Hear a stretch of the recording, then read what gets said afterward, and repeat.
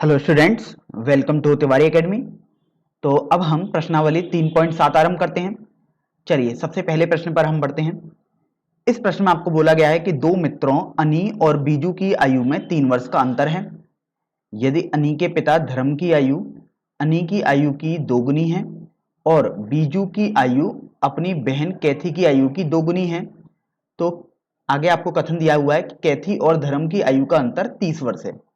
आपको अनी और बीजू की आयु ज्ञात करनी है। तो देखिए सबसे पहले आपको अनी और बीजू की आयु यदि ज्ञात करनी है तो आप उन्हीं को मान लीजिएगा। तो आपने माना अनी की आयु x है और स्वाभाविक सी बात है इसका मात्रक वर्ष आएगा, क्योंकि देखिए हर जगह वर्ष करके ही दिया है तो आप वर्ष ही मान लें बिल्कुल। और आपने बीजू की आयु भी मान ली और वो आपने y मान ली है, तो यहां पर ये y वर्ष हो गया। अभी आप ये देखो कि आपको यहां पर बोला गया पहले कथन में कि अनी और बीजू की आयु में 3 वर्ष का अंतर है। अंतर आपको समझ में आना चाहिए कि अंतर का मतलब होता है बड़े में से छोटा घटाना, और आपको यहां पर तो बोला नहीं है कि अनी बड़ी है या बीजू, तो यहां पर आप कंडीशन मानेंगे। तो यहां पर आप पहली शर्त मान लेते हैं केस 1, स्थिति 1 में, केस 1 में आप मान लीजिएगा कि एक्स वाई से बड़ा है, अर्थात अनी बीजू से बड़ी है। तो देखिए तब अगर आप अंतर लिखेंगे तो आपको x माइनस वाई बराबर 3 लिखना होगा। तो देखिए आपके पास ये समीकरण संख्या 1 बन गई। अब आप आगे पढ़ोगे तो उसमें लिखा हुआ है अनी के पिता धर्म की आयु अनी की आयु की दोगुनी है। तो यहां पर देखिए धर्म के पिता धर्म की आयु कितनी हो जाएगी। अब देखिए धर्म तो अनी के पिता हैं तो उनकी आयु धर्म अनी की आयु की दोगुनी है, अर्थात इस अनी की आयु x थी तो धर्म की आयु 2x हो गई। इसी तरीके से आगे बोला गया है कि बीजू की आयु अपनी बहन कैथी की आयु की दोगुनी है। तो अब आपको कैथी की आयु लिखनी होगी। तो देखिए आप इसको थोड़ा कुछ ऐसे समझिए कि बीजू की आयु y वर्ष है और बीजू की आयु कैथी की आयु की दोगुनी है, अर्थात कैथी तो बीजू की हाफ हो जाएगी, अर्थात y/2 हो जाएगी। तो यहां से आपने धर्म और कैथी की आयु भी निकाल दी। अब यहां से आप देखिए कि आपको बोला गया है कैथी और धर्म की आयु का अंतर 30 वर्ष है। तो देखिए यहां पर आपको बोल दिया गया कि 2x माइनस y/2, क्योंकि अंतर तो यही आएगा और ये 30 आपको दे दिया गया है। इसको आप समीकरण संख्या 2 मान लीजिएगा। तो देखिए अभी तो आप इस समीकरण संख्या 2 को भी सरल कर सकते हैं। तो देखो जब आप लासफल लोगे तो वो 2 आ जाएगा, ये आ जाएगा 4x माइनस वाई बराबर 60। तो देखो ये आ जाएगा 4x माइनस वाई बराबर, अब 2 को आप पक्षांतर कर दोगे तो ये गुणा में हो जाएगा, तो 120 आ गया। इसको आप समीकरण संख्या 3 मान लीजिएगा। तो देखिए भले ही आपको दूसरी और तीसरी देखने में अलग अलग लग रही है समीकरण, लेकिन ये दोनों एक ही समीकरण है। इसको हमने थोड़ा सरल करके ही तीसरी समीकरण लिखी है। तो देखिए अब आपके पास आ चुका है x माइनस वाई बराबर 3 पहला समीकरण और 4x माइनस वाई बराबर 120 ये आपके पास दूसरा समीकरण है। तो अब आप देख रहे हो कि y के जो गुणांक हैं वो न्यूमेरिकली बराबर तो हो चुके हैं, तो अब आपको इनको कैंसिल करना होगा। तो देखिए आप लिख सकते हैं घटाने पर इसलिए लिखा क्योंकि चिन्ह भी बराबर है, तो घटाने पर चिन्ह परिवर्तित हो जाएंगे, तो ये माइनस ये प्लस ये माइनस हो गया। तो देखिए ये कैंसिल हो जाएगा, इसका मतलब ये आपके पास आ जाएगा x माइनस 4x बराबर, देखिए दाएं पक्ष में आ जाएगा 3 माइनस 120। तो अभी आप ये देखो कि माइनस 3x बराबर ये आपके पास माइनस 117 आ चुका है, अर्थात आपके पास x का मान आप देख सकते हो कि ये हो जाएगा। यहां पर आपने एक गलती ये कर दी है कि ये 30 ही रहेगा यहां पर, तो अभी आपने ये 60 गलत लिख दिया है, तो यहां पर ये 60 आएगा, इसलिए हमसे गलती हो रही थी वहां पर। तो अभी आपके पास ये 60 आ जाएगा। तो देखिए ये आपके पास 3 माइनस 60 आ गया, तो ये माइनस 57 आ गया। अब आप x का मान निकालो तो माइनस 57 बटे माइनस 3 आ गया। तो देखिए माइनस से माइनस कैंसिल और 57/3 बेसिकली आपके पास 19 आ गया। तो यहां से आपके पास x का मान तो आ गया 19। अब आप y का मान निकालेंगे तो किसी भी एक समीकरण में आप रख दीजिएगा। तो जैसे हम समीकरण 1 का सहारा ले लेते हैं, तो देखिए समीकरण 1 में आपके पास दिया हुआ था कि x माइनस वाई बराबर 3 है। तो देखिए x माइनस वाई बराबर 3, अभी तो आपने समीकरण 1 लिख दिया, अब आप इसमें x का मान लगा दीजिएगा 19। तो 19 माइनस वाई बराबर 3, अर्थात y बराबर 19 माइनस 3 आ जाएगा, तो आपके पास y बराबर 16 आ जाएगा।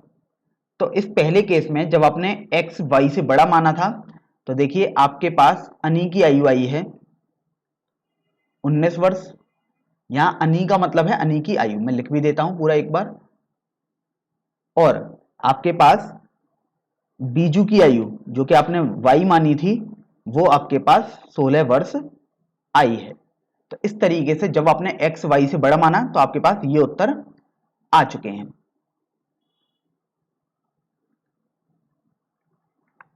अब हम केस 2 भी मान लेते हैं। देखिए पहले केस में तो हमको यहां पर अंतर दिया हुआ था, तो हमने अनी की आयु को बड़ी मान लिया। अब हम दूसरे केस में बीजू की आयु को बड़ा मान लेते हैं। तो देखिए आपने केस 2 में बीजू की आयु बड़ी मान ली, अर्थात y ग्रेटर देन x मान लिया।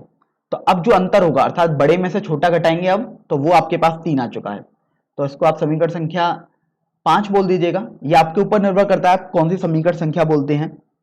जैसे मैंने यहां पर 5 बोल दी। अच्छा, दूसरा आपको ये दिया हुआ था कि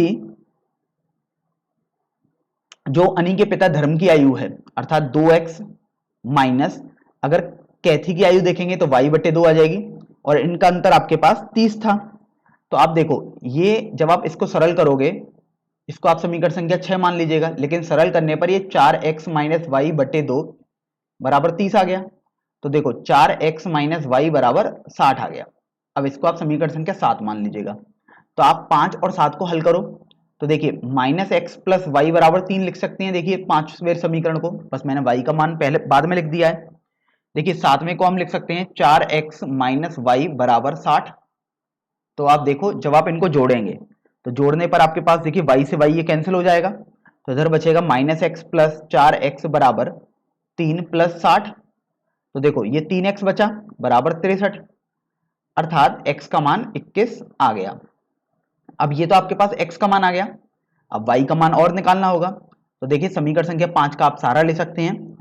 तो समीकरण 5 से, तो देखिए y माइनस एक्स बराबर 3 है, तो y माइनस एक्स का मान आप 21 कर दो बराबर 3।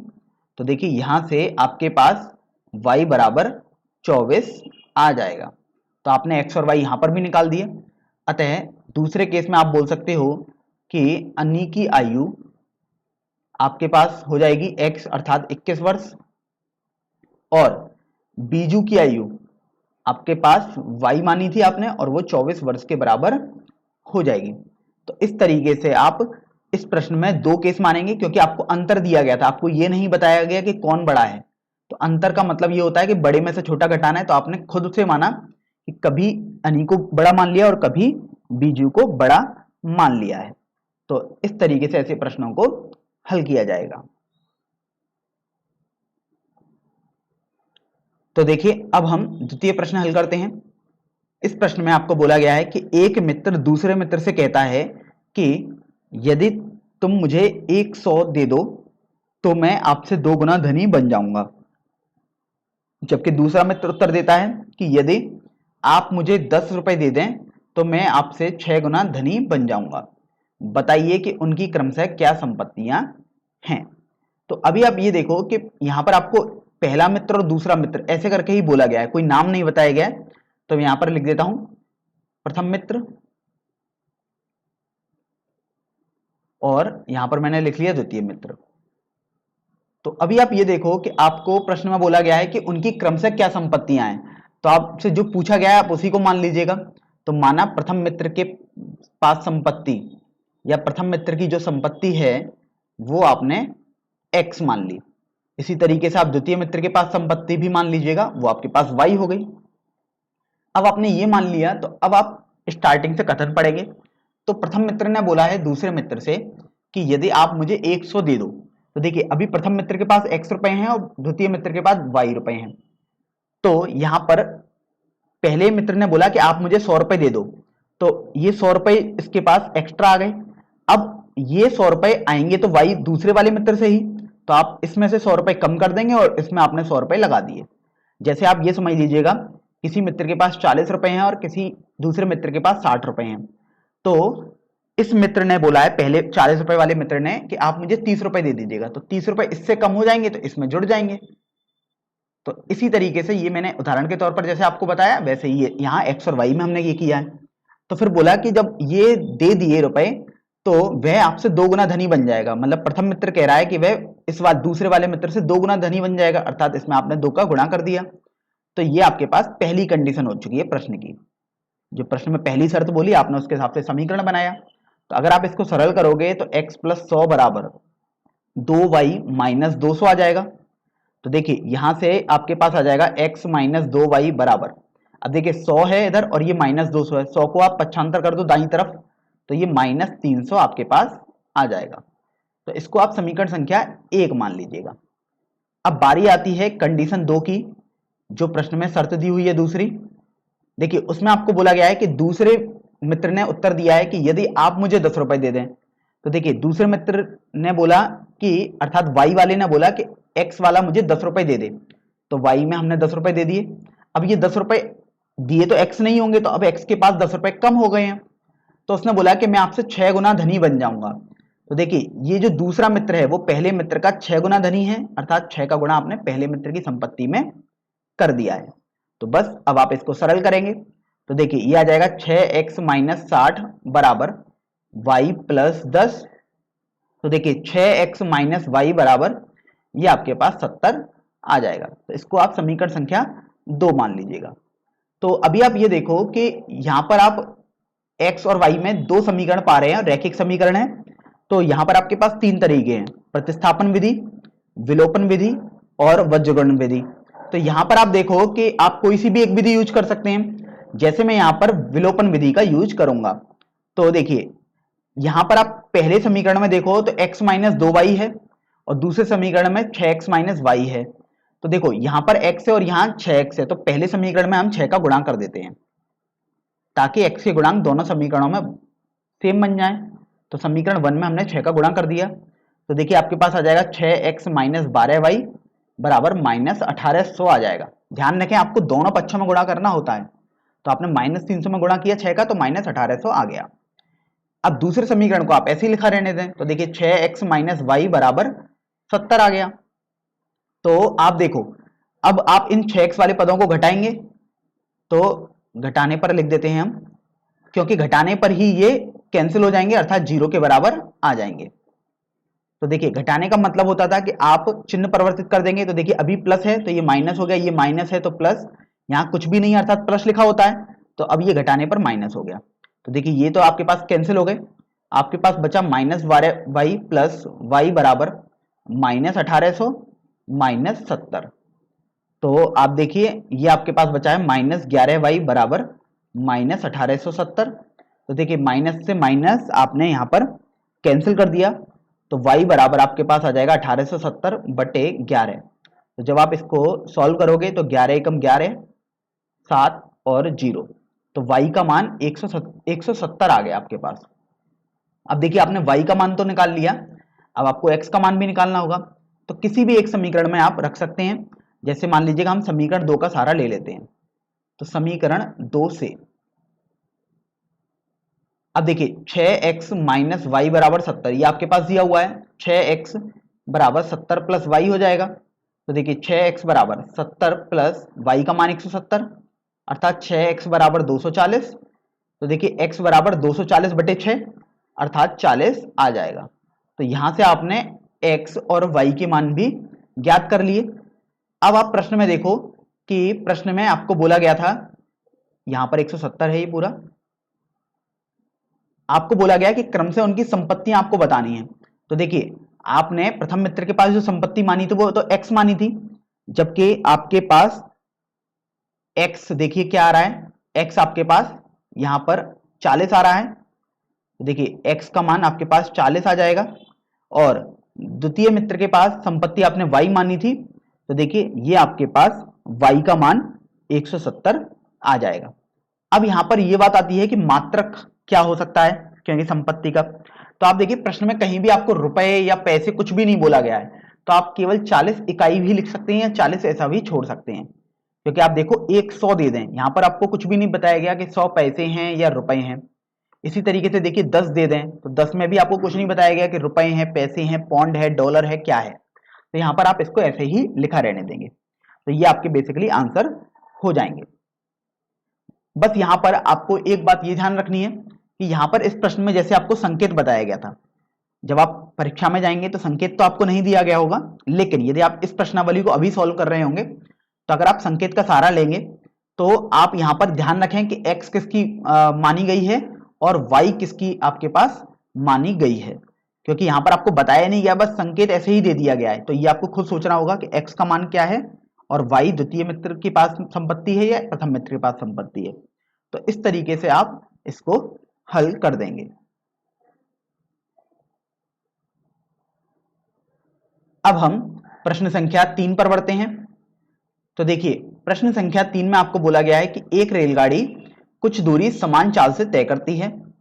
यदि रेलगाड़ी 10 किलोमीटर प्रति घंटा अधिक तेज चलती होती तो उसे नियत समय से 2 घंटे कम लगते, और आगे बोला गया है कि यदि रेलगाड़ी 10 किलोमीटर प्रति घंटा धीमी चलती तो उसे नियत समय से 3 घंटे अधिक लगते।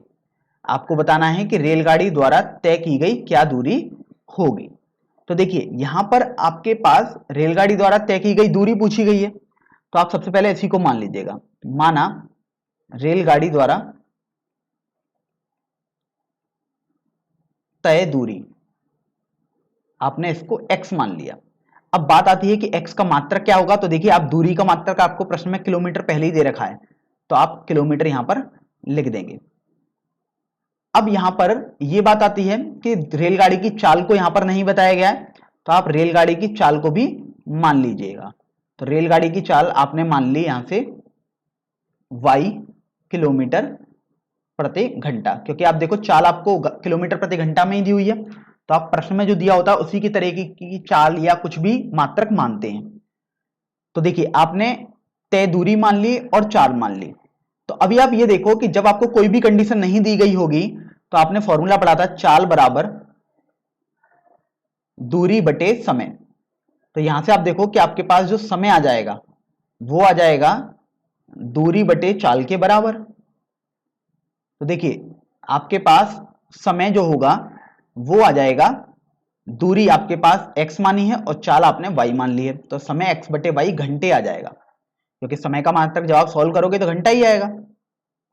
अब आप यहां से देखो कि यदि कोई भी कंडीशन नहीं दी हो तो उसको x बटे y घंटे लगेगा, लेकिन आपको तो प्रश्न में पहली शर्त दी हुई है कि यदि रेलगाड़ी 10 किलोमीटर प्रति अधिक घंटे की रफ्तार से अधिक तेज चलती, तो आप पहली कंडीशन मान लें। पहली कंडीशन में जो आपके पास चाल हो गई है वो ध्यान रखें अब 10 किलोमीटर प्रति घंटा बढ़ गई है। तो देखिए पहले चाल आपके पास y थी, तो अब आपके पास चाल y प्लस 10 हो गई है, लेकिन दूरी तो फिक्स ही रहेगी क्योंकि दूरी में तो कुछ बढ़ोतरी की नहीं है। तो उसको नियत समय से 2 घंटे कम लगते हैं। नियत समय क्या है, x बटे y है।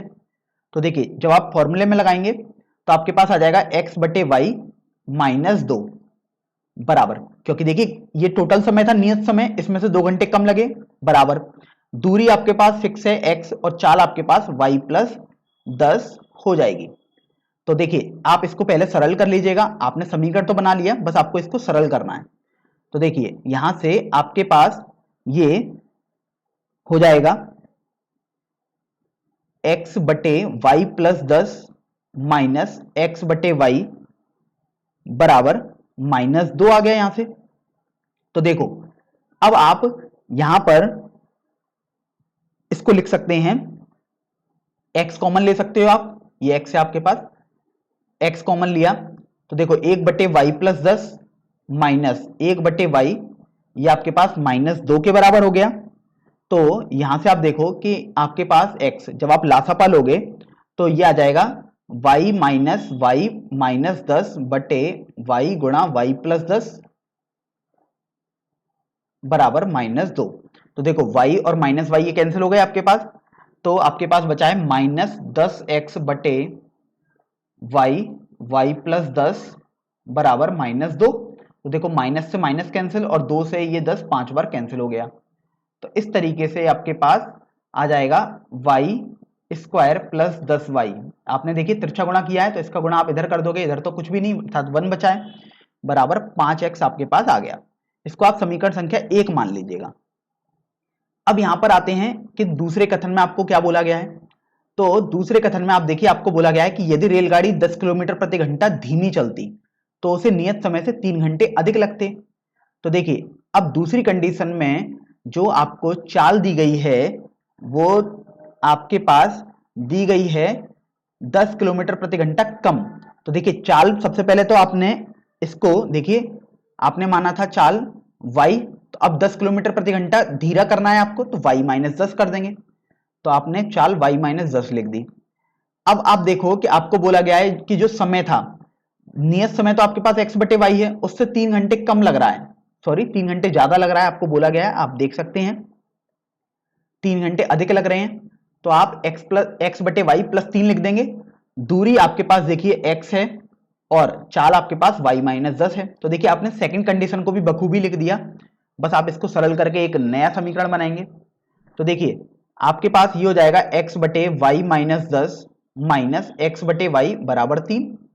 तो देखो, जब आप लासापा लोगे तो आपके पास y माइनस 10 बटे y गुणा वाई माइनस 10 बराबर 3 आ जाएगा। तो देखिए, आपके पास सरल करने पर ये आ जाएगा x y minus y plus 10 हो जाएगा, क्योंकि देखिए माइनस चिन्ह यहां लगा है तो सभी चिन्ह परिवर्तित हो जाएंगे, तो ये प्लस 10 हो जाएगा बटे y गुणा वाई माइनस 10 बराबर 3।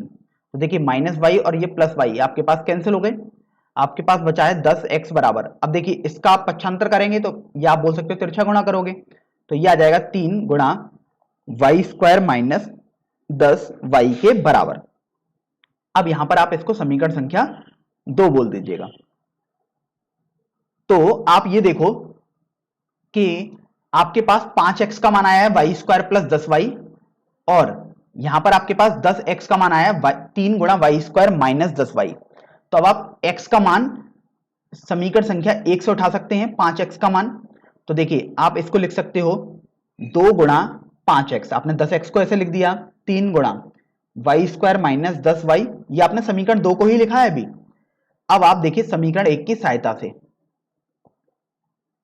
समीकरण 1 से अब आप देख सकते हो कि 5x का मान तो आपको यहां पर दिया गया है वाई स्क्वायर प्लस 10 वाई, तो आप यहां पर लिख देंगे, देखिए तो 2 वाई स्क्वायर प्लस 10 वाई बराबर 3 वाई स्क्वायर माइनस 10 वाई आपके पास आ गया। तो देखिए, 2 वाई स्क्वायर प्लस ये 20 वाई बराबर 3 वाई स्क्वायर माइनस 30 वाई आ जाएगा। तो आप देखो, ये आपके पास आ चुका है 3 y square minus 2 y square. आपने देखिए वाई स्क्वायर वाले पद एक तरफ ले लिए और y वाले पद आप एक तरफ ले लो, तो यहां से देखिए आपके पास आ जाएगा वाई स्क्वायर बराबर 50 वाई। इसका मतलब जब आप 50 वाई को कॉमन लेंगे तो y माइनस 50 बराबर 0 आ गया। तो यहां से आपके पास y बराबर 0 आया और y बराबर 50 आया। अब देखिए, यहां पर y बराबर 0 कभी भी संभव ही नहीं है, तो आप इसको लिख सकते हैं असंभव। अब बात आती है कि ऐसा क्यों संभव नहीं है।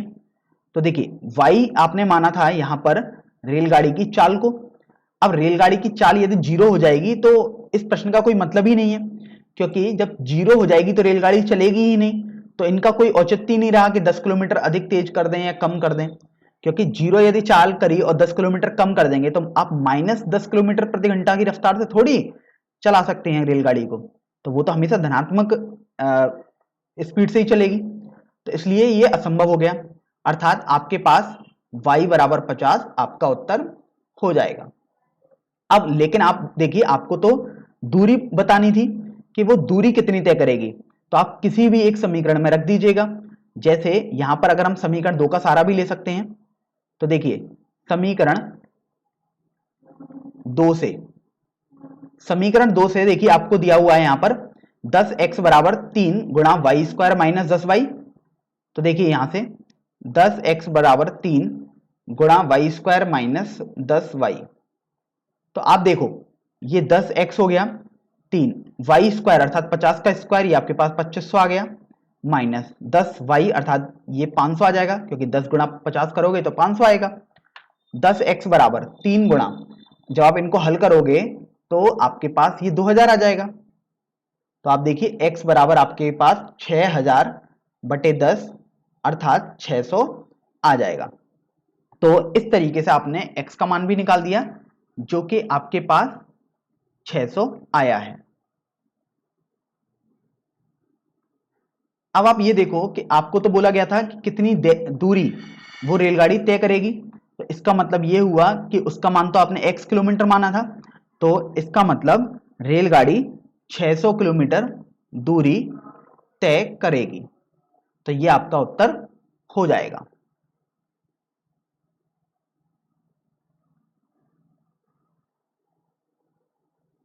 तो देखिए अब हम प्रश्न संख्या 4 हल करते हैं। इस प्रश्न में आपको बोला गया है कि एक कक्षा के विद्यार्थियों को पंक्तियों में खड़ा होना है। यदि पंक्ति में 3 विद्यार्थी अधिक होते तो एक पंक्ति कम हो जाती। यदि पंक्ति में 3 विद्यार्थी कम होते तो 2 पंक्तियां अधिक बनती। तो आपको कक्षा में विद्यार्थियों की संख्या ज्ञात करनी है। तो आप देखो सबसे पहले तो ये कि आप मान लीजिएगा कि आपके पास पंक्तियां जो आप बना रहे हैं विद्यार्थियों को खड़ा करने के लिए वो आपके पास x हैं। तो देखिए आपने पंक्तियों की संख्या x मान ली और आप इस बात को भी मान लीजिएगा कि एक पंक्ति में विद्यार्थियों की संख्या आपने y मान ली। इसका तात्पर्य देखिए ऐसे समझ सकते हैं आप कि आपके पास, मैं उदाहरण के तौर पर समझा रहा हूं कि आपके पास 5 पंक्तियां हैं। देखिए एक पंक्ति, दूसरी पंक्ति, तीसरी पंक्ति, चौथी पंक्ति और 5 पंक्ति, और आप बोल रहे हैं कि हर पंक्ति में आपके पास 3 विद्यार्थी हैं। तो देखिए आपने बोला कि एक विद्यार्थी यहां पर आपके पास आ गया, दूसरा विद्यार्थी, तीसरा विद्यार्थी, इसी तरीके से यहां पर भी एक विद्यार्थी, दूसरा विद्यार्थी, तीसरा विद्यार्थी, इसी तरीके से इसमें भी 3 रहेंगे विद्यार्थी, इसी तरीके से इसमें भी 3 विद्यार्थी और इसमें भी 3 विद्यार्थी। तो अगर आपसे पूछा जाए तो आप बोलेंगे कि आपके पास कुल छात्रों की संख्या कितनी हो गई, तो यहां पर आप आसानी से जवाब दे सकते हैं 5 पंक्तियां हैं और हर पंक्ति में 3 विद्यार्थी हैं, तो आप बोलेंगे 15 विद्यार्थी आपके पास हो जाएंगे क्योंकि 5 गुणा 3 आप कर देंगे। तो इसी तरीके से आप देखिए कि आपने पंक्तियों की संख्या तो x मान ली, एक पंक्ति में विद्यार्थी की संख्या तो आपने y मान ली, इसलिए कुल विद्यार्थियों की संख्या या कुल छात्रों की संख्या मैं यहां पर लिख देता हूं, ये आपके पास हो जाएगी x गुणा y के बराबर। तो बस आपको यह ध्यान रखना है कि आपको x गुणा y का मान ही ज्ञात करना है, क्योंकि आप देखिए आपको विद्यार्थियों की संख्या ही पूछी गई है, तो आपको x y का मान अंत में निकाल देना है उत्तर में। अब यहां पर बात आती है कि इस प्रश्न के कथन को अब हम पढ़ लेते हैं और धीरे धीरे समीकरण बनाते हैं। तो आप देखिए कि पहले कथन में आपको बोला गया है कि यदि 3 विद्यार्थी अधिक होते प्रत्येक पंक्ति में, तो देखिए अभी एक पंक्ति में आपके पास y विद्यार्थी हैं, तो 3 विद्यार्थियों को आप अधिक कर रहे हैं, तो अर्थात एक पंक्ति में आपके पास अब y प्लस 3 विद्यार्थी आप रख रहे हैं। तो आपसे बोला गया है कि एक पंक्ति कम होती, तो टोटल पंक्ति पहले x बन रही थी जब y विद्यार्थी थे एक पंक्ति में, अब जब प्रत्येक पंक्ति में y प्लस 3 विद्यार्थी हो गए हैं तो बोला गया कि पंक्ति एक कम बन रही है, तो x माइनस 1 बन गई। तो देखिए ये आपके पास नई पंक्तियों की संख्या आ गई, ये कुल विद्यार्थियों की संख्या आ गई एक पंक्ति में, तो ये मिलाकर तो x y के बराबर ही आएगी, क्योंकि विद्यार्थियों की संख्या थोड़ी कम हो जाएगी, वो तो फिक्स ही रहेंगे x y। इसी तरीके से आप ये देखो, ये आपके पास पहला समीकरण बेसिकली बन गया कंडीशन 1 के हिसाब से। अगर आप इसको सरल करना चाहते हैं तो सरल कर सकते हैं बिल्कुल। तो देखिए ये आ जाएगा x y plus 3x minus y minus 3 बराबर एक्स वाई। तो देखिए एक्स वाई से एक्स वाई कैंसिल हो गया, 3x माइनस वाई माइनस 3 बराबर 0 आपके पास आ जाएगा। तो इसको आप समीकरण संख्या 2 बोल दीजिएगा। अब इसी तरीके से देखिए कंडीशन 2 भी हम देख लेते हैं कि प्रश्न में आपको द्वितीय कथन में क्या बोला गया है। तो देखिए द्वितीय कथन में बोला गया है कि यदि पंक्ति में 3 विद्यार्थी कम होते, अर्थात आपके पास बोला गया कि हर पंक्ति में विद्यार्थी जो पहले y थे अब आप कम कर दे रहे हैं हर पंक्ति में 3 विद्यार्थियों को, तो आपके पास हर पंक्ति में विद्यार्थी y माइनस 3 हो गए। तो जब विद्यार्थी हर पंक्ति में कम कर दिए तो बोला गया कि 2 पंक्तियां आपके पास अधिक बन रही हैं। तो देखिए पहले पंक्तियां x बनती थी, अब आपके पास पंक्तियां x प्लस 2 बन जाएंगी, लेकिन ये मिलाकर तो विद्यार्थियों की संख्या के बराबर ही होगा, तो ये xy हो गया। तो देखिए इनको भी आप सरल कर लो, तो अगर आप इसको समीकरण संख्या 3 मानोगे तो देखिए x y minus 3x plus 2y minus 6 बराबर एक्स वाई आ गया। तो देखिए एक्स वाई से एक्स वाई आप कैंसिल कर दीजिएगा, आपके पास ये आ जाएगा -3x प्लस 2y माइनस 6 बराबर 0। इसको आप समीकरण संख्या 4 मान लीजिए। अब यहां पर आपके पास समीकरण संख्या 2 और 4 आ चुकी हैं, तो इनको आप केवल हल करिए। देखिए 2 और 4 यदि इन दोनों समीकरणों को आप जोड़ दें तो देखो आप जोड़ोगे तो देखो मैं दोनों समीकरण अलग लिख देता हूं। 3x minus y minus 3 plus -3x plus 2y minus 6 बराबर 0 प्लस 0 आपके पास आ जाएगा, क्योंकि देखिए दाएं पक्ष में 0 और यहां भी 0 लिखा है तो आपने ये लिख दिया। तो अभी आप देखो कि ये तो आपके पास माइनस का 3x और ये प्लस का 3x है, तो ये कैंसिल हो गया। अब देखिए ये प्लस का 2y है और ये माइनस का y है, तो ये हल करने पर y आ गया। ये -3 और -6 अर्थात -9 आ जाएगा, बराबर 0 आ गया, अर्थात आपके पास y बराबर 9 आ जाएगा। अब देखिए चूंकि y बराबर 9 आपके पास आ चुका है, तो अब किसी भी एक समीकरण का आप सहारा ले सकते हैं। तो जैसे अगर आप समीकरण 4 का सहारा लें तो देखिए आपके पास आ जाएगा -3x प्लस 2y माइनस 6 बराबर 0।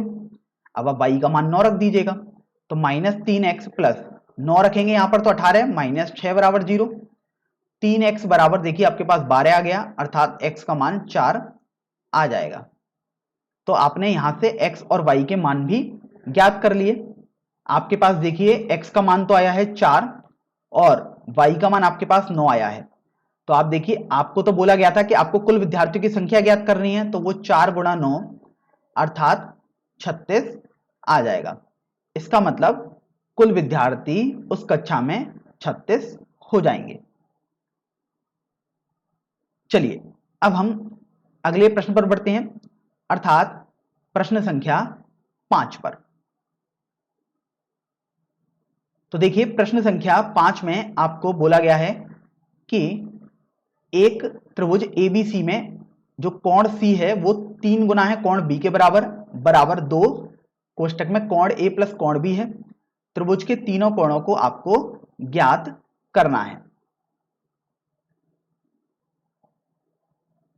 तो अभी आप मान लीजिएगा कि कोण A को आपने x मान लिया। अब x ये किस में है, डिग्री में है, रेडियन में है, तो अभी हम आपके ऊपर निर्भर करता है, आप जैसे इसको डिग्री में मान लेते हैं। तो अभी आप ये देखो कोण A को आपने x मान लिया, इसी तरीके से आप कोण B को भी मान लीजिएगा y डिग्री। तो आप इन दोनों से देखिए, इन दोनों कथनों से कोण जो C है वो 3 गुना है कोण B का, इसलिए जो कोण C होगा वो 3 गुना y हो जाएगा, क्योंकि कोण B का 3 गुना है तो आपने 3y कर दिया। तो अभी आप ये देखो कि आपके पास जब आप इन दोनों कथनों को लेंगे तो ये आ जाएगा 3 गुणा कोण y बराबर 2 गुणा, देखिए कोण A मतलब x प्लस कोण B मतलब y हो जाएगा। तो देखिए आपने एक समीकरण तो यहां से तुरंत बना दिया, जो कि हो जाएगा 3y बराबर 2x प्लस 2y। तो देखिए हल करने पर आपके पास y बराबर 2x आ जाएगा। तो इसको आप एक ध्यान रखें, इसको आप समीकरण संख्या 1 बोल दीजिएगा। अब यहां से आपके पास एक ही समीकरण बन पाया एक्स्ट्रा। अगर आप देखिए इसको और इसको सॉल्व करेंगे तब भी आपके पास यही समीकरण आएगा। तो आप देख रहे हैं केवल एक ही समीकरण आ रहा है। अब आपको सोचना है कि कैसे हम दूसरा समीकरण निकाल पाए, क्योंकि देखिए आपके पास दो चर हैं x और y, तो दो समीकरण तो आने ही चाहिए रैखिक। तो आप देखिए यहां पर आपको एक हिंट दिया जा रहा है कि आप जो बात कर रहे हैं वो एक त्रिभुज की बात कर रहे हैं। तो आप जानते हैं कि त्रिभुज के तीनों कोणों का योगफल 180 डिग्री होता है, तो हम लिख देते हैं चूंकि त्रिभुज के तीनों कोणों का योगफल 180 डिग्री होता है। अब देखिए तीनों कोणों का योगफल 180 डिग्री होता है, इसलिए कोण A प्लस कोण B प्लस कोण C ये आपके पास 180 डिग्री हो जाएगा। अब आप कोण A, कोण B तथा कोण C का मान रख दीजिएगा। तो देखिए कोण A आपने x माना था, प्लस कोण B आप देखिए आपने y माना था, और कोण C आपके पास 3y आएगा, बराबर ये 180 हो जाएगा। तो यहां से आप देखो कि आपके पास x प्लस 4y बराबर 180 हो जाएगा। तो इसको आप समीकरण संख्या 2 मान लीजिएगा। अब यदि आप समीकरण 1 व समीकरण 2 का सहारा लें तो देखिए समीकरण 1 व 2 से तो समीकरण 1 व 2 से आप देख रहे हैं कि y बराबर 2x जो वैल्यू है वो समीकरण 2 में आप प्रतिस्थापित कर देंगे। तो देखिए x प्लस 4, y का मान आप 2x लगा दीजिएगा, बराबर ये 180 लिख ही रहा है दाईं तरफ, तो आपने ये लिख दिया। अब आप यहां से ये देखो कि x प्लस ये आपके पास 8x हो गया गुणा करके, बराबर 180 हो गया। तो ये 9x बराबर 180 डिग्री हो गया, अर्थात आपके पास x बराबर 20 डिग्री हो जाएगा। अब देखिए आपने x का मान तो निकाल दिया, लेकिन आप देखिए आपके पास समीकरण 1 से दिया हुआ था y बराबर 2x, यहां लिख भी देते हैं समीकरण 1 से। तो आपके पास y देखिए 2 गुणा x अर्थात 2 गुणा 20 कर दोगे तो 40 डिग्री आ जाएगा। तो आपने y भी यहां से निकाल दिया है।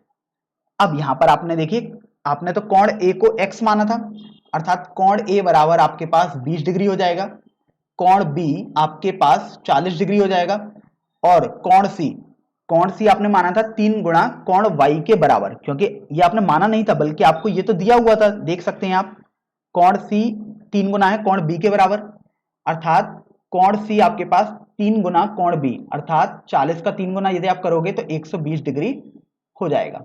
तो इस तरीके से आपने किसी त्रिभुज ABC के तीनों कोणों को ज्ञात कर लिया है दी हुई कंडीशन के आधार पर।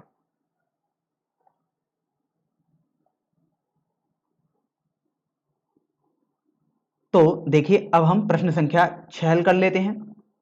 इस प्रश्न में आपको बोला गया है कि समीकरणों 5x माइनस वाई बराबर 5 और 3x माइनस वाई बराबर 3 के ग्राफ आप खींच दीजिएगा, और आपको आगे बोला गया है कि इन रेखाओं और y अक्ष से बने त्रिभुज के शीर्षों के निर्देशांक ज्ञात कीजिए।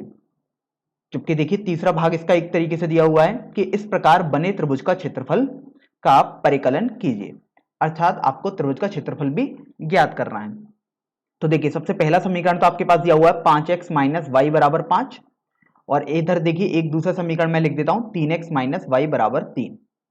अब आप ये देखिए कि अगर आपको किसी भी समीकरण अर्थात रैखिक समीकरण है उसका ग्राफ यदि खींचना होता था तो आपके लिए उस लाइन को बनाने के लिए कम से कम 2 पॉइंट तो आपको चाहिए ही चाहिए, और 2 पॉइंट भी यदि आप बना देंगे तो आपके पास ग्राफ आ जाएगा आसानी से।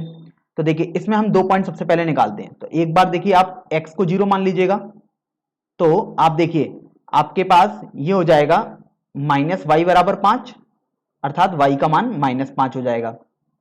इसका मतलब बिंदु 0, -5 आपके पास आ जाएगा। इसी तरीके से आप दूसरा पॉइंट मानेंगे तो आप उसमें y को 0 मान लो, तो देखो 5x बराबर 5 आ जाएगा, अर्थात x का मान आपके पास 1 आ जाएगा। तो आपके पास जो बिंदु होगा वो 1,0 आ जाएगा। तो देखिए आपने यहां से 2 बिंदु निकाल दिए। इसी तरीके से यहां पर भी आप 2 बिंदु निकालेंगे, तो सबसे आसान होता है पहले एक बार x को 0 मान लो, तो देखो y बराबर यहां से -3 आ जाएगा, अर्थात 0, -3 एक बिंदु आ गया। और जब दूसरा बिंदु निकाल रहे हो तो y को 0 ले लो, तो देखिए 3x बराबर 3 आ जाएगा, अर्थात x का मान 1 आ जाएगा। तो आपके पास जो बिंदु होगा वो 1,0 आ जाएगा।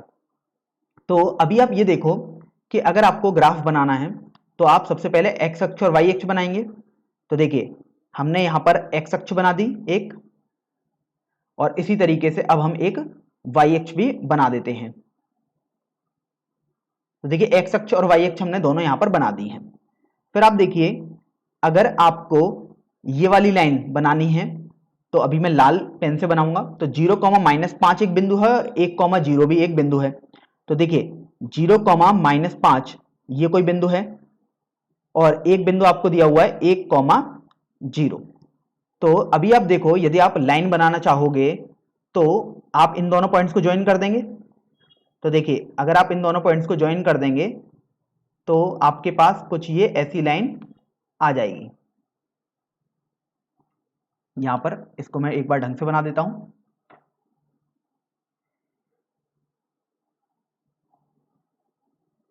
तो देखिए आपने लाइन बना दी। अब ये इधर की तरफ भी चल रही होगी तो हम इधर की तरफ भी इसे बढ़ा देते हैं। अब इसी तरीके से आप जब ये दूसरा जो समीकरण है उसकी लाइन बनाना चाहेंगे तो उसके लिए आपको 0, -3 और 1,0 से ध्यान रखना है। तो देखिए 0, -3 तो आपके पास यहां पर कहीं बिंदु आएगा, और 1,0 आपके पास ये बिंदु है ही। तो देखिए अब आप यहां पर लाइन बनाएंगे, अर्थात इन दोनों बिंदुओं को ज्वाइन कर देंगे। तो देखिए इन दोनों बिंदुओं को जब आप जोड़ेंगे तो आपके पास एक लाइन होगी, वो कुछ ऐसे जा रही होगी। तो आप इसको पीछे भी बढ़ा देंगे तो आपके पास ये बेसिकली लाइन आ चुकी है। तो आपने देखिए हरी वाली जो लाइन है वो है 3x माइनस वाई बराबर 3 वाला ग्राफ, और जो लाल वाली लाइन आपने बनाई है वो है आपके पास 5x माइनस वाई बराबर 5 वाला ग्राफ। फिर आप देखिए आपने ग्राफ तो बना दिए, अब आपसे बोला गया कि इन रेखाओं और वाई अक्ष से बने त्रिभुज के शीर्षों के निर्देशांक। तो देखिए अब यहां से आप देखो कि आपसे बोला गया है कि ये रेखाएं और वाई अक्ष, तो देखिए ये आपके पास एक्स अक्ष होता है और ये वाई अक्ष होता है। तो देखिए वाई अक्ष तो आपके पास ये है, तो आप देखिए आपके पास बेसिकली ये जो एरिया आएगा, ये जो रीजन आएगा, जिसको मैं देखिए लाइन बना रहा हूं, जिसको मैं शेड भी कर रहा हूं, तो ये रीजन आपके पास बेसिकली वो त्रिभुज बन जाएगा जो आपसे बोला गया है कि वाई अक्ष के साथ में बन रहा है। तो देखिए मैंने यहां पर इसको शेड भी कर दिया था, रंग भी दिया है इसको मैंने। तो अभी आप ये देखो कि आपको आगे बोला गया है इसमें कि आपको उस त्रिभुज के शीर्षों के निर्देशांक भी ज्ञात करने हैं। तो अगर आप इस त्रिभुज को ए बोलते हैं, बी और सी इस बिंदु को बोलते हैं, तो यह आपके पास त्रिभुज ए बी सी हो जाएगा, जहां पर देखिए ए वाला जो बिंदु है वो है 1,0, एक दूसरा जो शीर्ष होगा उसके निर्देशांक हो जाएंगे 0,-3, और अंतिम बिंदु अर्थात सी के निर्देशांक आपके पास 0,-5 हो जाएंगे। तो देखिए आपने निर्देशांक भी ज्ञात कर लिए। अब देखिए आगे आपको दिया हुआ है कि आपको त्रिभुज के क्षेत्रफल का परिकलन करना है। तो देखिए त्रिभुज के क्षेत्रफल का परिकलन करने के लिए आपके पास दो तरीके हुए, और भी तरीके हो सकते हैं, लेकिन अभी हम यहां पर केवल दो तरीके डिस्कस करेंगे। वो दो तरीके काफी आसान हैं। तो मेथड 1, तो आपने क्षेत्रफल निकालने के लिए सीखा था कि किसी त्रिभुज का क्षेत्रफल होता है 1/2 गुणा आधार की लंबाई गुणा ऊंचाई। तो देखिए मैंने आधार लिख दिया, अर्थात आधार की लंबाई जितनी होगी वही हम निकालेंगे। तो अभी आप ये देखो कि आपके पास ये जो आधार है BC, तो BC आधार की लंबाई तो B और C बिंदु के बीच की दूरी हो गई। तो देखिए वो आ जाएगी 1/2 गुणा, देखिए ये दो दूरी आ गई है क्योंकि इनके बीच की दूरी तो 2 हुई, -3 से -5 के बीच की दूरी। और देखिए ऊंचाई यदि आप निकालेंगे तो आपको इस शीर्ष से, जो ए वाला बिंदु है उस शीर्ष से इस BC पर एक लंब खींचना होगा। तो देखिए लंब तो आपके पास यहीं आकर मिलेगा, अर्थात ये दूरी आपके पास ऊंचाई हो जाएगी। तो देखिए ये तो 0,0 से 1,0 के बीच की दूरी है, तो ये तो आपके पास 1 हो जाएगी। तो यहां से आप देखो 2 से 2 आपके पास कैंसिल हो जाएगा, अर्थात आपके पास केवल 1 बचेगा। तो 1 वर्ग इकाई इस त्रिभुज ABC का क्षेत्रफल हो जाएगा। तो देखिए आपने एक तरीके से तो इस त्रिभुज का क्षेत्रफल निकाल दिया। अब हम दूसरे तरीके से इस त्रिभुज का क्षेत्रफल देखते हैं। यहां पर हम लिख देते हैं मेथड 2। तो देखिए मेथड 2 में त्रिभुज का क्षेत्रफल अगर हम निकालें तो आपने सीखा था कि वो होता है 1/2। अब यहां से आप देखो कि सबसे पहले आप ए वाले बिंदु लिख दीजिएगा 1 0, फिर B 0-3, C 0-5, और फिर अंत में आप जो आपने पहले लिखा होता है आप उसी को लिख दीजिएगा। और ध्यान रखें आप जो भी मान आएगा उसका मापांक लिखेंगे। तो देखिए मापांक के लिए मैं ये वाला चिन्ह बना देता हूं। तो अभी आप ये देखो कि आपके पास हो जाएगा, देखिए ये मापांक का चिन्ह है 1/2। अब इसको कैसे ओपन करते हैं उसको आप समझ लीजिएगा। 1 का -3 से आप गुणा करिए तो आपके पास -3 आ जाएगा, माइनस, अब आप 0 का 0 से गुणा करो तो 0 आएगा, फिर आप प्लस लगाएंगे, 0 का -5 से गुणा करेंगे तो 0, फिर माइनस, 0 का -3 से गुणा करेंगे तो 0, फिर प्लस, 0 का 0 से गुणा करेंगे तो 0 आ गया, और फिर आप माइनस लगाएंगे, 1 का -5 से गुणा करेंगे तो -5 आपके पास आ जाएगा। और ये आपने दोबारा देखिए मापांक का चिन्ह लगा दिया है। फिर आप देखिए ये मापांक का चिन्ह आप अब लिखेंगे 1/2। अब देखो ये -3 और ये देखो जब आप इसको हल करोगे तो ये माइनस और माइनस +5 हो जाएगा, और बाकी सब तो 0 ही चल रहा है, तो आपने अंत में मापांक भी लगा दिया। तो ये आ जाएगा मापांक का चिन्ह 1/2 गुणा 2। देखिए ये आपके पास 1 का मापांक आ गया। मापांक का मतलब होता है केवल आपको धनात्मक मान चाहिए, लेकिन 1 तो पहले से ही धनात्मक है, अर्थात सीधे आप किसको केवल 1 के बराबर लिख देंगे। अब चूंकि यहां पर आप देखिए आपको मात्रक तो कुछ भी ऐसा नहीं पता है कि सेंटीमीटर स्क्वायर या मीटर स्क्वायर होगा, तो आप केवल उसको वर्ग इकाई लिखकर छोड़ सकते हैं। तो इस तरीके से आप दो तरीके से इस त्रिभुज का क्षेत्रफल निकाल सकते हैं।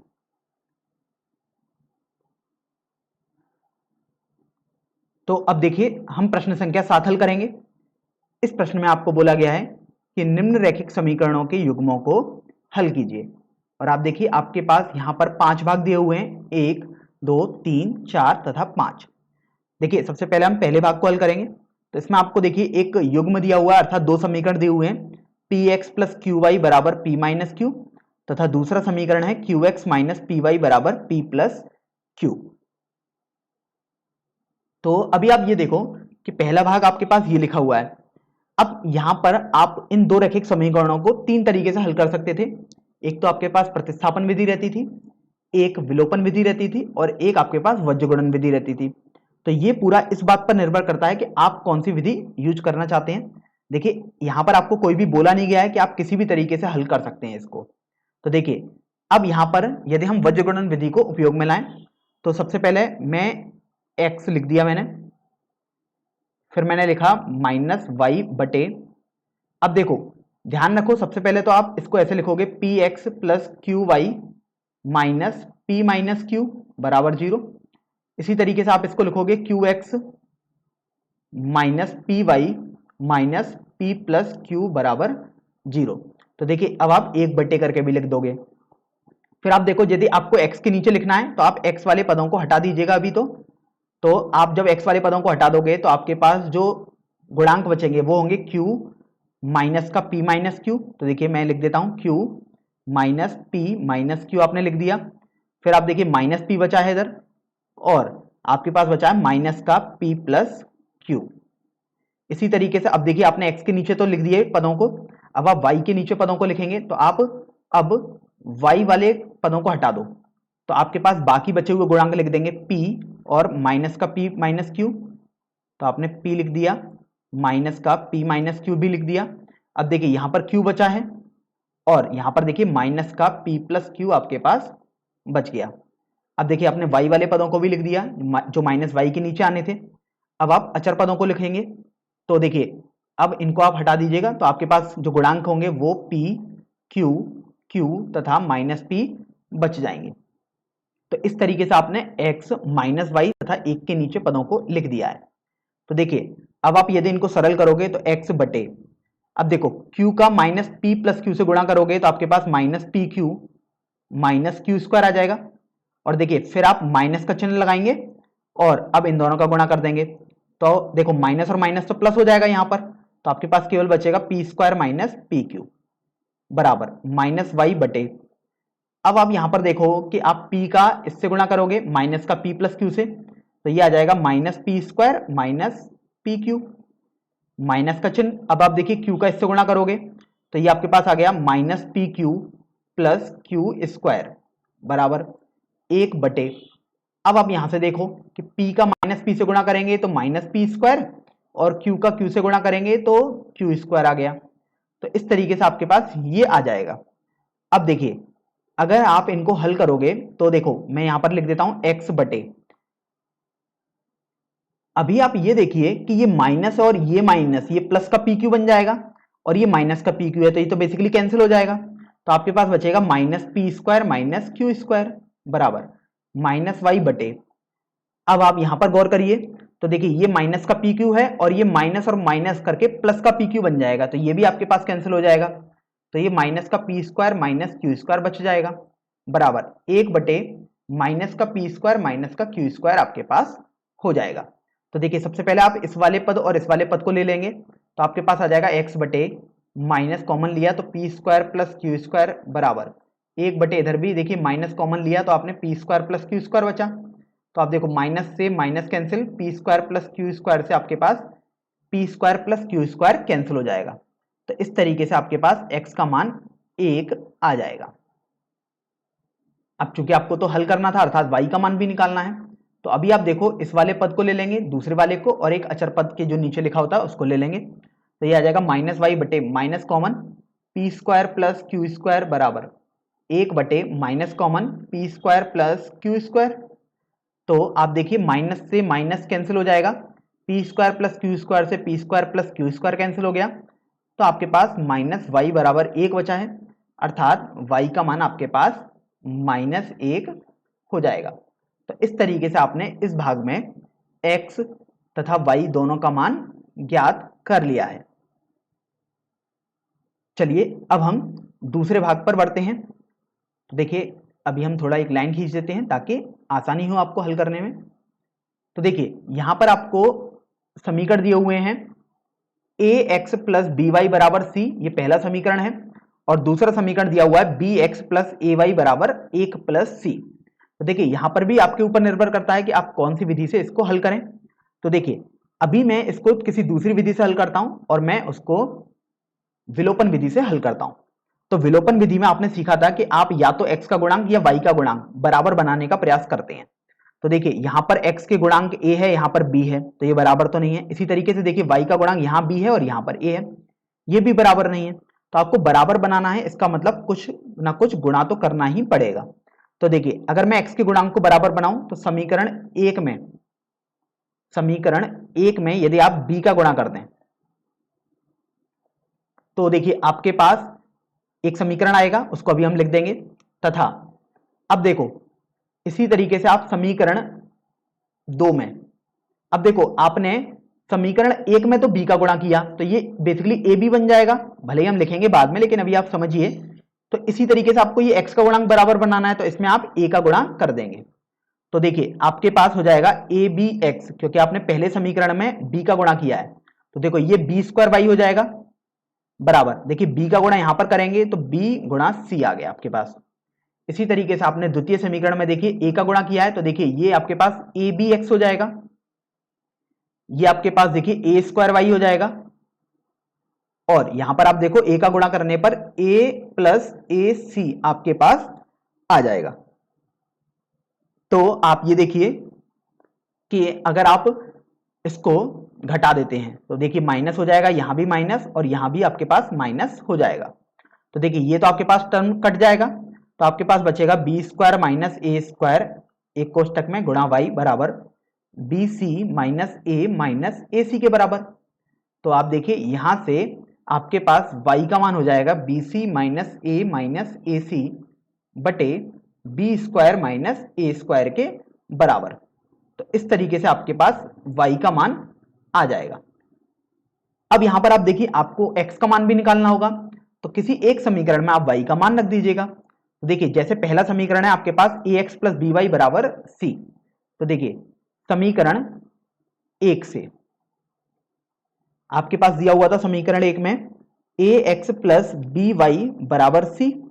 तो आप देखिए यहां पर आप y का मान रख देंगे तो आपके पास हो जाएगा ax प्लस b का गुणा आप करोगे बी सी माइनस ए सी बटे b square minus a square बराबर c। तो देखिए ax बराबर ये आपके पास हो जाएगा c minus b square c minus a b c बटे b square minus a square आ गया।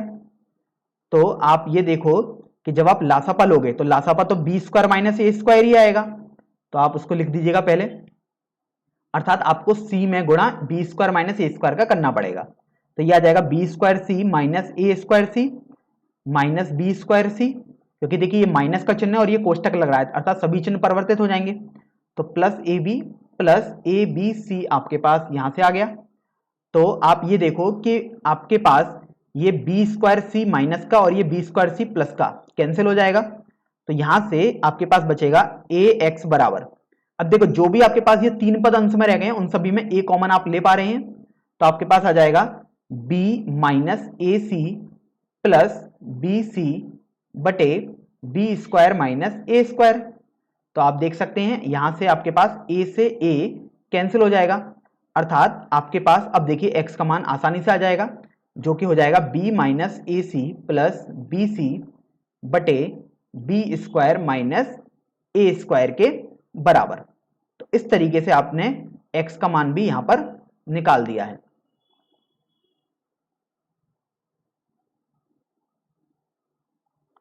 तो अब देखिए तीसरे भाग पर अब हम बढ़ते हैं। इस भाग में आपको पहला समीकरण दिया हुआ है x बटे ए माइनस वाई बटे बी बराबर 0, और दूसरा समीकरण आपको दिया हुआ है ए एक्स प्लस बी वाई बराबर a square plus b square. तो आप देखिए आपको पहला और दूसरा समीकरण ये दिए हुए हैं और आपको इस युग्म को हल करना है। तो देखिए अगर आप समीकरण एक को थोड़ा सरल करके लिखो तो आपके पास लासापा लेना पड़ेगा। तो अभी तो मैं देखिए पहला समीकरण ऐसे ही लिख देता हूं। जब आप लासापा लोगे तो वो तो आपके पास ए बी आ जाएगा और देखिए आपके पास आ जाएगा बी एक्स माइनस ए वाई बराबर 0। तो देखिए ए वाई को आप ए बी को अब आप पक्षांतर करेंगे तो ये गुणा में हो जाएगा, तो बेसिकली 0 बन जाएगा आपके पास। तो यहां से आपके पास हो जाएगा बी एक्स माइनस ए वाई बराबर 0। तो देखिए अभी हम यहाँ पर प्रतिस्थापन विधि यूज करेंगे, तो आप x का मान अलग से निकाल लो। वो हो जाएगा आपके पास बी एक्स बराबर ए वाई, अर्थात x का मान आपके पास हो जाएगा a बटे बी गुणा वाई के बराबर। तो इसको आप समीकरण संख्या 3 बोल दीजिएगा। अब इसी तरीके से आप देखो समीकरण संख्या 2 आपके पास दी हुई है, यहां पर मैं लिख देता हूं समीकरण 2। यह है ए एक्स प्लस बी वाई बराबर a square plus b square. तो अभी आप देखो कि अगर आप प्रतिस्थापन विधि यूज करेंगे, अर्थात आप समीकरण 2 व 3 को हल करेंगे, तो आप देखिए आप समीकरण 2 में x की जगह a बटे बी गुणा वाई लग देंगे, तो आपके पास आ जाएगा a बटे बी गुणा वाई प्लस बी वाई बराबर a square plus b square. तो यहां से आप देखो जब आप लासापा लोगे बाएं पक्ष में तो ये आ जाएगा a square y plus b square y बटे बी बराबर a square plus b square. तो आप देखो y आपके पास कॉमन आ रहा है, तो आपके पास बचा ए स्क्वायर प्लस बी स्क्वायर बटे बी बराबर a square plus b square. तो आप देखिए a square plus b square से ए स्क्वायर प्लस बी स्क्वायर ये कैंसिल हो जाएगा, तो आपके पास केवल y बराबर b बच जाएगा। तो इस तरीके से आपने y का मान तो निकाल दिया है। अब बात आती है कि आपको x का मान भी निकालना है, तो आप समीकरण 3 का सहारा ले सकते हैं, क्योंकि समीकरण 3 में आपने x को अलग से निकाल दिया था y के पदों में। तो x था a बटे बी गुणा वाई, तो देखिए x बराबर a बटे बी और y का मान आप देखिए आपने b निकाल लिया है, तो ये b से b कैंसिल हो जाएगा, अर्थात आपके पास x का मान a आ जाएगा। तो इस तरीके से आपने x का मान भी निकाल दिया जो कि a के बराबर आया, और आपने y का मान भी निकाल दिया जो कि b के बराबर आया है। अब देखिए हम अगले भाग पर बढ़ते हैं, भाग संख्या 4 पर। तो देखिए भाग संख्या 4 में भी आपको दो समीकरण दिए हुए हैं। पहला समीकरण है a माइनस बी गुणा x plus a plus b गुणा वाई बराबर a square minus 2ab minus b square. ये देखिए पहला समीकरण है। और द्वितीय समीकरण आपको दिया हुआ है a प्लस बी एक कोष्टक में गुणा एक्स प्लस वाई एक कोष्टक में बराबर a square plus b square. ये आपके पास दूसरा समीकरण है। तो अभी आप देखो पहले समीकरण को तो आप ऐसे लिख दीजिएगा a minus b x plus a plus b y बराबर a square minus 2ab minus b square. अगर आप अब देखें दूसरे समीकरण में तो आप देखो यहां पर x का अलग से कोई पद अभी नहीं दिया हुआ है आपको, लेकिन आप देखो a प्लस बी का यदि आप x में गुणा कर दोगे तो आपके पास आ जाएगा a प्लस बी गुणा एक्स प्लस इसी तरीके से a प्लस बी का आप y में भी गुणा करोगे तो a प्लस बी गुणा वाई बराबर देखिए आपके पास आ गया ए स्क्वायर प्लस बी स्क्वायर के बराबर। तो देखिए ये तो आपके पास पहला समीकरण ही है, और ये आपके पास आपने थोड़ा बस इसको बदल कर लिख दिया है। ये देखने में हो सकता है अलग लग रहा हो, लेकिन ये बिल्कुल वही है क्योंकि आपने केवल गुणा ही तो किया है। तो अब देखो अब पहले और तीसरे समीकरण से अब यहां पर आप देखो y के गुणांक आपके पास बराबर बन चुके हैं, तो अभी हम यहां पर विलोपन विधि यूज करते हैं, क्योंकि विलोपन विधि में आपने सीखा था कि किसी एक चरपद के गुणांक न्यूमेरिकली बराबर तो होने ही चाहिए। तो आप देखिए अब ये दोनों बराबर हो चुके हैं a प्लस बी और a प्लस बी। तो अभी आप कर सकते हैं घटाने पर। तो देखिए घटाएंगे तो ये माइनस चिन्ह हो जाएगा, क्योंकि जब कुछ भी नहीं लिखा हो तो ये प्लस होता है। ये देखिए प्लस है तो ये माइनस हो जाएगा। यहां पर देखिए अभी कुछ भी चिन्ह नहीं है अर्थात प्लस है, तो ये आपने माइनस यहां पर कर दिया है। अब आप देख सकते हो कि ये दो पद तो आपके पास कैंसिल हो जाएंगे क्योंकि प्लस और माइनस चिन्ह का अंतर है। आप देखिए आपके पास आ जाएगा a माइनस बी गुणा एक्स माइनस ए प्लस बी गुणा एक्स बराबर, अब यहां से देखिए दाएं पक्ष में आ जाएगा a square minus 2ab minus b square minus a square plus b square के बराबर। तो आप देखो जब आप इसको हल करोगे तो आप x को कॉमन ले लोगे तो आपके पास आ जाएगा a minus b minus a minus b x बराबर। अब यहां से आप इन कोष्टक को अलग अलग ओपन कर दो तो a square minus 2ab minus b square minus a square minus b square. देखिए a से माइनस ए आपके पास कैंसिल हो गया, यहां से आप देखिए ए स्क्वायर से माइनस ए स्क्वायर यहां भी कैंसिल हो जाएगा, तो यहां पर आपके पास बचा है माइनस 2b गुणा एक्स बराबर। अब देखिए यहां बचा है minus 2ab minus 2b square, तो देखिए माइनस 2b गुणा एक्स बराबर, आप देखिए माइनस 2b कॉमन ले सकते हैं यहां से, तो दाएं पक्ष से आपने माइनस 2b कॉमन लिया तो आपके पास a प्लस b बच गया है। तो आप देखिए गौर करने पर आप पाओगे कि माइनस से माइनस साइन आपने कैंसिल कर दिया और 2b से 2b भी आपके पास कैंसिल हो चुका है। तो इस तरीके से आपके पास x का मान तो a प्लस बी आ जाएगा। तो देखिए आपने x का मान आसानी से निकाल दिया। अब आप किसी भी एक समीकरण को ले लीजिएगा, तो देखिए अगर हम दूसरे समीकरण को ले लें या पहला, कोई सा भी समीकरण ले सकते हैं, चलिए हम पहला ही समीकरण ले लेते हैं, वो आपके ऊपर निर्भर करता है। तो देखिए पहला समीकरण था आपके पास, यहां से मैं लिख देता हूं समीकरण 1 से a माइनस बी गुणा x plus a plus b गुणा वाई बराबर a square minus 2ab minus b square. तो अब आप देखो कि x का मान आप a प्लस बी रख दो, तो a माइनस बी, एक्स की जगह आपने a प्लस बी रख दिया, प्लस ये देखिए a प्लस बी वाई बराबर ये आ जाएगा a square minus 2ab minus b square के बराबर।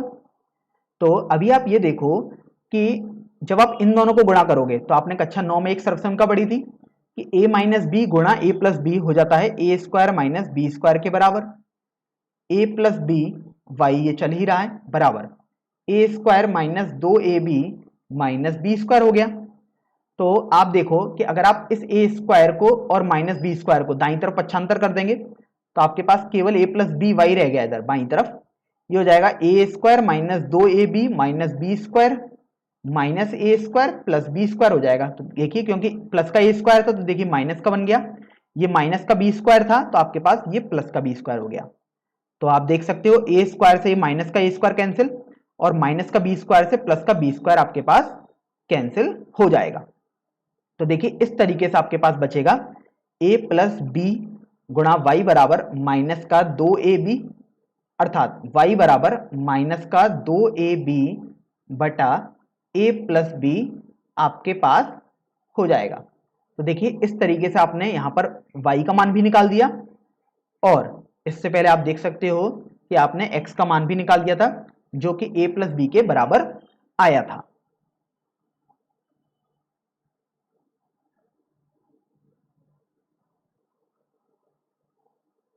अब सबसे अंतिम भाग पर चलते हैं, इस प्रश्न के पांचवा भाग है ये।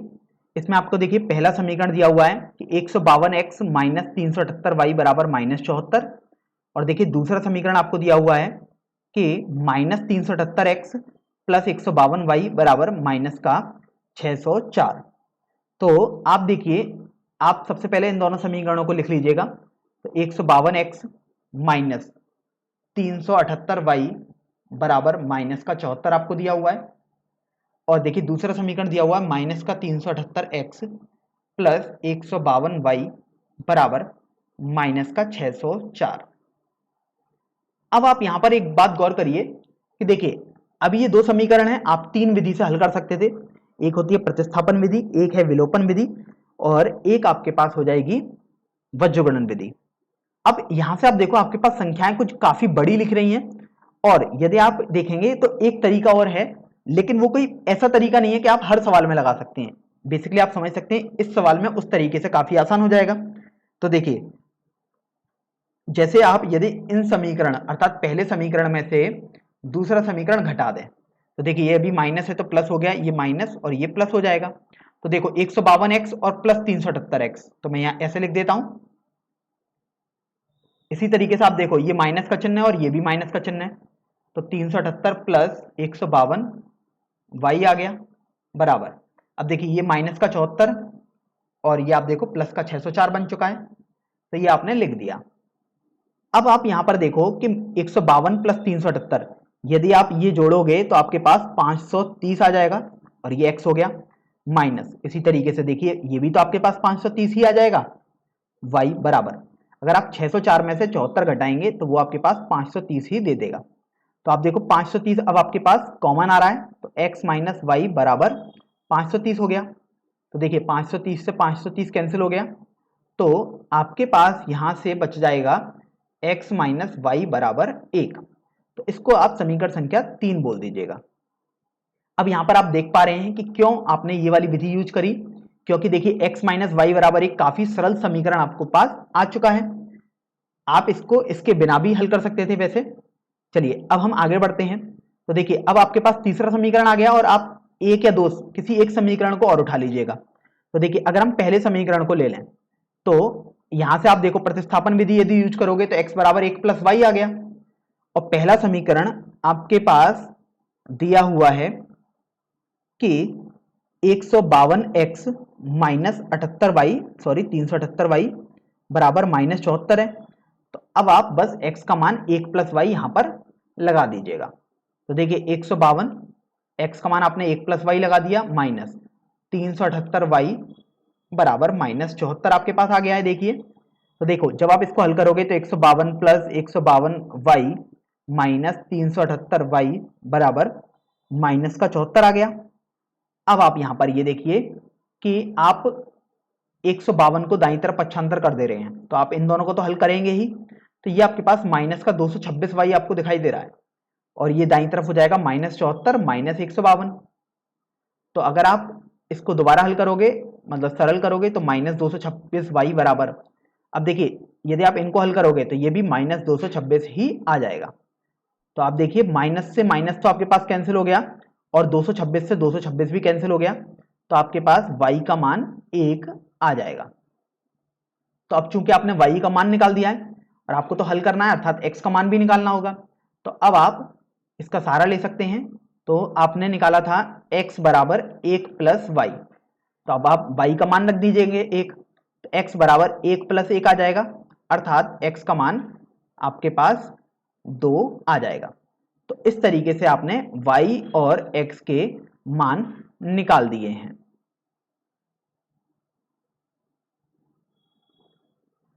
तो देखिए अब हम इस प्रश्नावली का सबसे अंतिम प्रश्न अर्थात प्रश्न संख्या 8 हल करते हैं। इस प्रश्न में आपको दिया हुआ है कि ABCD एक चक्रीय चतुर्भुज है। आपको आकृति में देखिए दिया हुआ है, ये आपको आगे बोला गया है कि इस चक्रीय चतुर्भुज के कोण ज्ञात कीजिए। अब ये तो बोला नहीं गया है कि कौन से कोण ज्ञात करने हैं, अर्थात आपको सभी कोण ज्ञात करने हैं। तो देखिए यहां पर आपको एक पद दिखाई दे रहा है चक्रीय चतुर्भुज। तो सबसे पहले तो आप चक्रीय चतुर्भुज का मतलब समझ लीजिएगा। चक्रीय चतुर्भुज एक ऐसा चतुर्भुज होता है जिसके चारों शीर्ष किसी वृत्त पर स्थित हो, इसकी वजह से ही इसको चक्रीय बोला जाता है।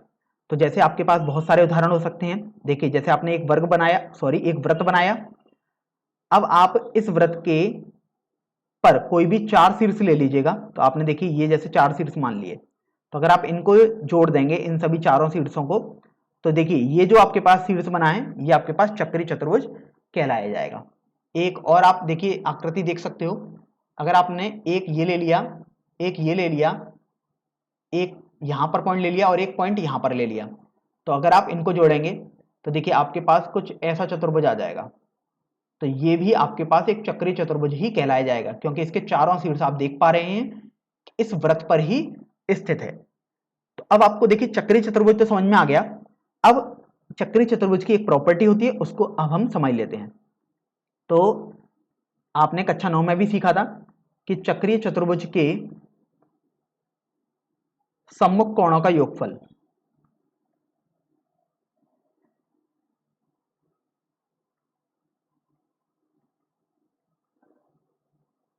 एक 180 डिग्री होता है। तो आपको यह प्रॉपर्टी बिल्कुल कंठस्थ होनी चाहिए कि चक्रीय चतुर्भुज के सम्मुख कोणों का योगफल 180 होता है। तो देखिए यहां से आपको मिल जाएगा कोण A प्लस कोण C। सम्मुख कोण का मतलब है A और C, मतलब आप बोल सकते हैं विपरीत कोण बेसिकली। तो ये 180 डिग्री हो गया, इसको आप समीकरण संख्या 1 बोल दीजिएगा। और इसी तरीके से कोण B प्लस कोण D भी 180 डिग्री हो जाएगा, इसको आप समीकरण संख्या 2 बोल दीजिएगा। और देखिए अगर आपको और भी समीकरण अगर चाहिए तो एक समीकरण आपके पास इस तरीके से बन सकता है कि कोण ए प्लस कोण बी प्लस कोण सी प्लस कोण डी, अर्थात चतुर्भुज के चारों कोणों का योगफल 360 डिग्री होता है। तो देखिए ये तो किसी भी चतुर्भुज के लिए सत्य है, लेकिन ये केवल चक्रीय चतुर्भुज के लिए ही सत्य है। तो अभी आप देखो कि आपके पास कोण ए प्लस कोण सी यदि आप 180 करोगे तो आप देखो 4y प्लस 20, ये तो कोण ए हो गया, प्लस कोण सी आप देखिए आपके पास माइनस का 4x है, ये आपने मिला के 180 कर दिया है। तो देखो जब आप इसको हल करोगे तो ये आ जाएगा 4y माइनस 4x बराबर 180 माइनस 20 हो जाएगा। तो आप ये देखिए कि 4 यदि आप उभयनिष्ठ ले लें तो y माइनस एक्स बराबर, ये तो आपके पास 160 बच जाएगा। तो देखिए y माइनस एक्स बराबर 160 बटे 4 आ गया। तो जब आप 4 से 160 को कैंसिल करोगे तो ये 40 बार कैंसिल हो जाएगा। तो इस तरीके से y माइनस एक्स का मान 40 बच जाएगा। तो अब आप y का मान निकाल लीजिएगा अलग से, वो आ जाएगा 40 प्लस एक्स। तो इसको आप समीकरण संख्या 3 मान लीजिएगा अभी। अब आप देखिए आपने ये भी सीखा था कि भाई सम्मुख कोण तो B और D भी है, तो B और D कोणों के योगफल भी 180 डिग्री आएगा। तो देखिए इसलिए कोण B प्लस कोण D भी आपने सीखा था कि संपूरक अर्थात 180 डिग्री बनाएंगे मिलकर। तो आप देखिए कोण B आपके पास था 3y माइनस 5 प्लस, देखिए कोण B तो आपने लिख दिया, अब आपको कोण D लिखना है जो कि आपके पास देखिए माइनस का 7x प्लस 5 है। तो आप इसकी जगह लिख देंगे माइनस 7x प्लस 5 बराबर 180 डिग्री। तो आप देखो 3y ये माइनस 7x है, अब देखिए ये माइनस का 5 और ये प्लस का 5, तो अभी तो मैं ऐसे ही लिख देता हूं बराबर 180 डिग्री हो गया। तो देखो माइनस का 5 और प्लस का 5 ये आपके पास कैंसिल हो जाएगा। तो इस तरीके से आपके पास बचेगा 3y माइनस 7x बराबर 180। अब इसको आप समीकरण संख्या 4 मान लीजिएगा। तो आप देखिए समीकरण संख्या 3 व 4 से आप 3 से y का मान उठाकर 4 में रख सकते हैं, अर्थात प्रतिस्थापन विधि यूज कर रहे हैं अब आप। तो देखिए इसलिए 3, अब देखिए y का मान तो आपने समीकरण संख्या 3 से देखिए 40 प्लस एक्स लिखा है, तो आप y की जगह 40 प्लस एक्स लगा देंगे। देखिए माइनस अब ये 7x आप लिख दो बराबर 180 आ गया। तो देखिए 3 का यदि आप 40 से गुणा करोगे तो 120, 3 का अगर आप x से गुणा करोगे तो आपके पास प्लस का 3x आ जाएगा। देखिए माइनस 7x आपके पास चल रहा है और ये आपके पास 180 हो गया। तो इस तरीके से आप देखिए आपके पास माइनस का 4x बराबर, अब आप 120 को दाईं तरफ पक्षांतर करेंगे तो ये आ जाएगा 180 माइनस 120। तो देखिए माइनस 4x बराबर आपके पास यहां से 60 आ जाएगा। तो इस तरीके से x का मान आपके पास माइनस 15 आ जाएगा। तो आपने x का मान निकाल दिया, अब आपको y का मान निकालना होगा। तो देखिए y तो आपने माना था समीकरण संख्या 3 से कि y बराबर 40 प्लस एक्स है। तो इस तरीके से y बराबर 40 माइनस 15 अर्थात 25 हो जाएगा। तो आपने देखिए y का मान भी निकाल दिया है। अब देखिए जब आपने x और y का मान निकाल ही दिया अलग अलग, तो आप इन सभी कोणों को भी आप आसानी से निकाल सकते हैं। तो देखिए सबसे पहले हम कोण A को निकालते हैं। तो कोण A अगर आप उसमें देखेंगे आकृति में तो आपके पास कोण A दिया हुआ है, देखिए यहां पर 4y प्लस 20। तो देखिए 4y प्लस 20 आपने लिख दिया। अब आप y का मान देखिए यहां पर यूज होगा, तो y का मान आप 25 लगा दीजिएगा। तो आपके पास आ जाएगा 4 गुणा 25 प्लस 20 अर्थात कोण A आपके पास 120 डिग्री आ जाएगा। ध्यान रखें आप डिग्री का चिन्ह बिल्कुल भी लगाना ना भूलें। तो इस तरीके से आपने कोण A निकाल दिया। अब देखिए कोण B की बात करते हैं।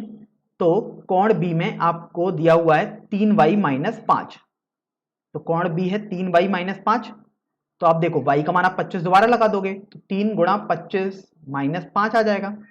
इस तरीके से कोण B आपके पास 70 डिग्री आ जाएगा। तो आपने 70 अंश भी लिख दिया। अब आप कोण C निकालेंगे। तो देखिए कोण C आप देख रहे हैं आपके पास माइनस का 4x है। तो देखिए कोण C की जगह अब आप माइनस 4x लिखकर x का मान लगाएंगे यहां पर। तो x का मान तो माइनस 15 है, तो ये माइनस 4 का गुणा अगर आप माइनस 15 से करोगे तो आपके पास कोण जो C होगा वो 60 डिग्री आ जाएगा। तो आपने कोण सी भी निकाल दिया। और अब आप कोण डी निकालेंगे। तो देखिए कोण डी आपके पास आकृति में था -7x + 5। अब आप देखिए x का मान रख देंगे -15, तो ये आ जाएगा 15 × 7 अर्थात 105 + 5। तो देखिए कोण डी आपके पास 110 डिग्री हो जाएगा।